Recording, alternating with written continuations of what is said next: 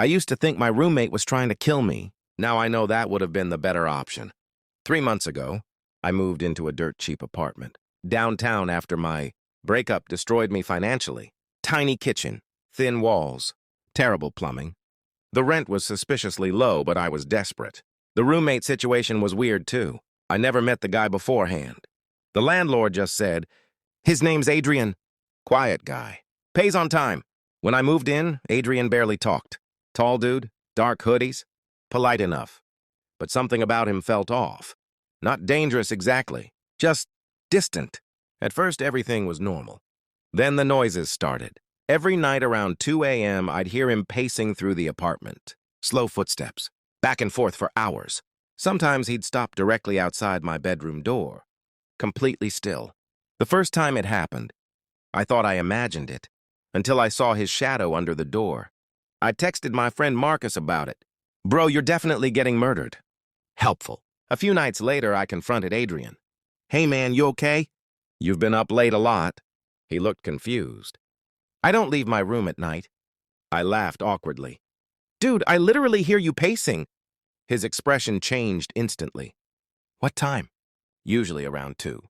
Adrian stared at me for a second too long, then nodded slowly. "Okay."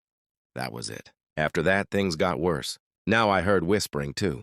Faint voices at night. Sometimes it sounded like they were coming from inside the walls. Then came the kitchen incident. I woke up thirsty around 3 a.m. and walked into the kitchen. Every cabinet door was open. The fridge, too. Standing in the middle of the room was Adrian, staring into the fridge motionlessly. "Jesus Christ," I snapped. He turned slowly toward me. Something was wrong with his face, empty, like he wasn't fully awake. Then he whispered, "He keeps moving things." "What?" Adrian glanced nervously toward the hallway. "The man in the hallway." I laughed out of pure discomfort. "Okay, dude. Not funny." But he wasn't joking. "You've seen him too, right?" And suddenly I remembered. The night before, I got home from work around midnight and saw a tall figure standing at the end of the hallway outside our apartment. Dark clothes, completely still. I assumed it was a neighbor. But when the elevator opened again a few seconds later, the hallway was empty. I looked back at Adrian. "He only appears after 2 a.m., he said quietly. I should have moved out immediately. Instead, I made the dumbest decision of my life.